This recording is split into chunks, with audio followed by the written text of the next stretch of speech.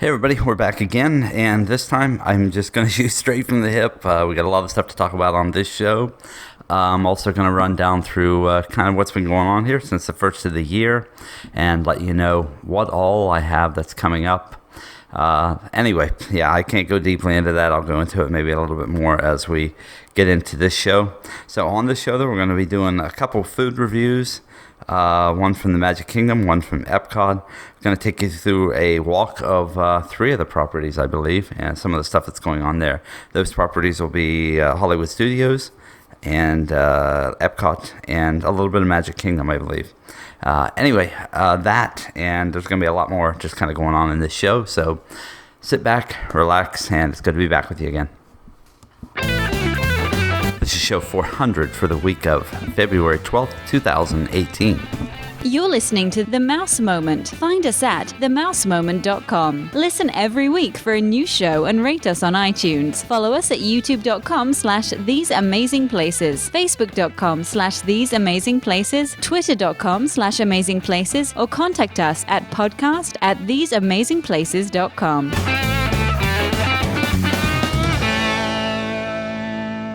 Okay, here we go. As I said before, had a lot of stuff going on since the first of the year, actually a little bit before. Let's see here. I've put a roof on my house since that time. I've been to Vegas, of which I have a lot of video to show from Vegas and more video from the Grand Canyon. There's going to be a whole story behind that, but I'll do a separate show on that with Vegas. Room tour of a room that I stayed in there, show you some stuff around a hotel that I stayed in there, show you more stuff about the Grand Canyon and some stuff about the Strip in Vegas. So I'm going to have that coming up. Got stuff about the Villages that I recorded some time ago, but it's still applicable. Villages is a kind of a Disney-esque type town without so much of the expense. That's close to probably, let's say it's probably 45 minutes from Walt Disney World. So if you're ever looking for a place to stay and kind of hang out for a day, it's kind of a neat place to stay, and maybe even get a golf cart, rent a golf cart, and run around there. So I don't want to go into that too much. I know there's additional stuff here. There's stuff that I never released. That I have some talks that I did, really, even about the Star Wars, the Last Jedi movie, and talks that I did with Cameron when we went to see, we were in actually Hollywood Studios before Christmas time, and talked to him about all kinds of stuff, and then we watched Jingle Bell, Jingle Bam. So this is all stuff that's been going on, guys, but I've had absolutely no time to do anything.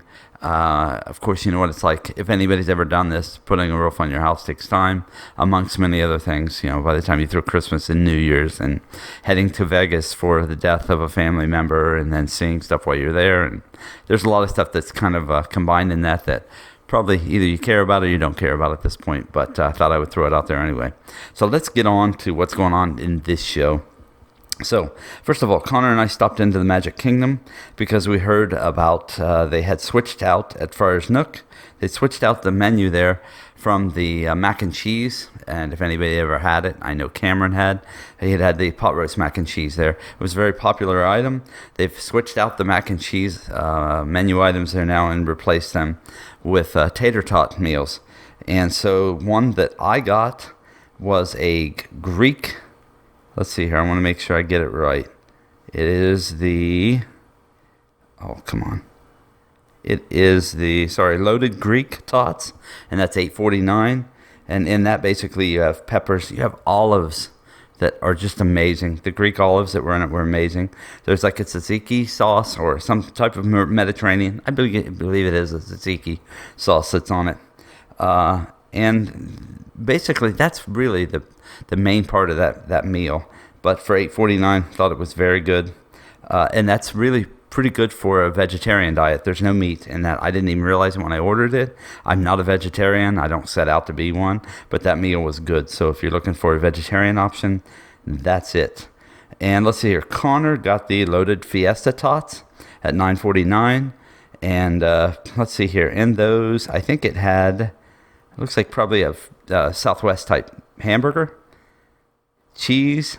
I'm looking at Connor to kind of give me. Do you remember what was in the Fiesta Tots at all? I see jalapenos on Yeah, top. there was jalapenos on top. There was like a Tomatoes, green peppers, cheese sauce or cheese something. sauce. Yeah, it looks like over, and then a hamburger. Yeah. For $9.49, did you think it was a good Oh, meal? that was delicious. Yeah. Yeah, I would go back for that a million times over. And so then the one thing that we didn't get there was the loaded buffalo chicken tots, which are $9.49 also. Because let's face it, a lot of people have had buffalo chicken in many places. So we did though try one other thing off the menu, and that was the fried Twinkie. They give that in for $4.99, and it comes in like 3 different options here: a vanilla, a strawberry. Sorry, 4 different options: a vanilla, a strawberry, a caramel, or a chocolate sauce. And we got it with the chocolate sauce. And here's what I thought. Of course, you're always looking for a fine pastry. Deep fried doesn't make it fine, but the one thing that I didn't hate it, but it kind of detracted from the flavor is it's just a Twinkie. They deep fry it, and then they put some powdered sugar, and then they drizzle the sauce, whatever you happen to want over it. But when they deep fry it, the cream on the inside of the Twinkie just becomes like a weird kind of gel. It doesn't taste very good anymore, and it dries a lot of it up, so you don't really get that cream taste when you bite into it. But would I get it again? Probably not. Would I get the tots again? Absolutely. I think Connor just said that too. He would do the same thing. Okay. Anyway, you've seen those. We talked about them now. So hopefully they stick around for a little while, and you can get over and you can check those out. I got a quick little piece of video here of they've got some. What do you call these people that are they're in Epcot over in Future World? They look like living statues. Yeah. Living statues, right. And so I think they have 3 different themes. I don't remember them all. The one that we saw was like the aeronautical theme. He was like a pilot, space pilot, I believe. Honestly, from a distance, I couldn't even tell he was real. Until then, he just started walking away. And so I've got a little bit of video there of him walking away. While we were in Epcot, we stopped at the refreshment port, and we got the poutine they just started serving there. And so the poutine is actually, it's not a meat poutine, so don't expect that you're going to get meat in it. It is French fries with Canadian cheddar cheese soup. That's the soup that you get from Les Alliés. And cheese curds. That's $5.99 for that. It was delicious. That was amazing. You just can't go wrong with that cheese soup. No, the cheese curds. Yeah, but that was a good replacement for meat. Yeah, they were big hunks of the cheese. Yep. And it was nice and cold versus the warmth of the cheese sauce and the fries. That cheese sauce though. Soup. Yeah, cheese soup. But yeah, it's like a sauce. It's that thick. Amazing. So anyway, I would definitely recommend that. So if you like, especially if you've got the soup from Les Alliés by eating there, or if you've picked it up when you're at Food and Wine, they serve it there. Definitely go try this. Don't think, oh yeah, it's just a soup on some fries. It really does pair well with the fries, and as far as poutine goes. I also got the, many people have already had this, I got the croissant donut, but I got it filled with pastry cream and colored pearls. Everybody that saw it as I was walking away decided they were going to order the same thing. I didn't expect a whole lot out of this. It was $6.49 for it. And when you look at it, it looked okay. It looks kind of weird, kind of decadent a little bit. But wow, it tasted really good. Not just because it's a pastry, it's a croissant donut, but there's like a vanilla cream and stuff that's even on it that goes really well with the icing that's on it. So for $6.49, I would say it's a good treat, even if you wanted to split it between 2 people and get yourself a coffee or something maybe to go along with it. I would definitely say give that a try. Okay, next. All right, we are currently on the walkway from Epcot to Hollywood Studios. I thought I'd show you what's going on as best I can here with the construction for the gondolas. I could have swore the last time I was here they had put one of the first towers in, but I've heard since that they changed their minds on that and they've cut the budget, so now instead of a gondola, those big air-conditioned boxes, they're just putting porch swings in. So enjoy. Connor and I decided to go ahead and make the walk between Epcot and Hollywood Studios because, hey, why not? We had nothing else to do.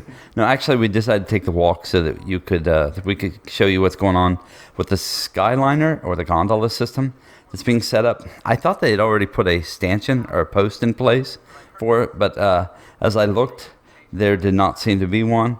There is still a lot of construction and stuff going on there, but it seems like it's moving along slowly. I believe maybe at this point they've pulled many of those guys working on the construction there away, and they're working faster at, I think it was All-Star Movies. No, it wasn't. It was Pop Century. They have actually put in the first post or stanchion there for the gondola. So if you want to see one, there is one actually in place over there. I think they'll probably finish up or get that station far along and then move on to the other stations now that I think the ground is prepared in each place. I did take a picture of the wall. There's actually a construction wall as you walk up the path between the two parks. You can see a little artwork here of Mickey and Minnie and Beauty and the Beast and whoever else here in the gondolas. This Disney Skyliner emblem I thought was cool. Really kind of reminded me in an odd way of the People Mover design. I wish they'd start selling this thing on shirts now. I'd buy one immediately. So anyway, I'm anxious to see as that comes along. Wow, it's going to be great. Probably we're not looking at this until 2019, 2020, maybe even 2021, as I've heard a lot of stuff with, for instance, Ratatouille and the Guardians. Well, Ratatouille hasn't been mentioned yet as far as the date. The Guardians now has been listed as 2021. The Tron light cycle, has been listed as 2021, that they'll be done in time for the 50th anniversary. So anyway, keep that in mind. Quickly now, we headed over to Grand Avenue. That is that space there by Muppets 3D. They just built this new little, I don't know, bar type place there. We reviewed it, or I think I did in another video, but I can't really remember to tell you the truth. We haven't eaten there. We just reviewed when it opened. But did want to say, though, this street is expanded actually quite a bit. You walk up and you go to the left, and it'll take you over into Muppets 3D, and they kind of expanded that neighborhood going past the pizzeria. One of the cool things, though, I did notice, that is Pizza Rizzo.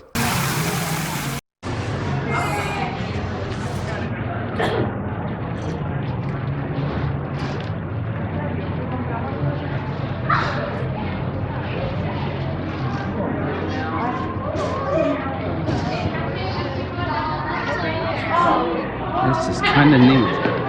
There's a holiday gift shop over here. Wow, this reminds me a lot of Diagon Alley in Universal with the towering buildings, which is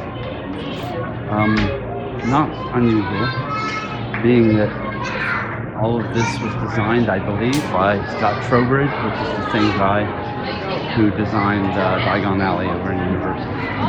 He was I believe, with Disney, left Disney, went to Universal, and then left Universal and came back to Disney. Check out the detail of that up there. Really neat. Just a simple little thing. We'll walk up here and around the corner, see Mama Melrose's. It is neat how they took an already established area and made it seem almost new. Hey Connor, come here. And you will see, I thought I heard construction equipment beeping. What's that? That is, I believe that is Star Wars.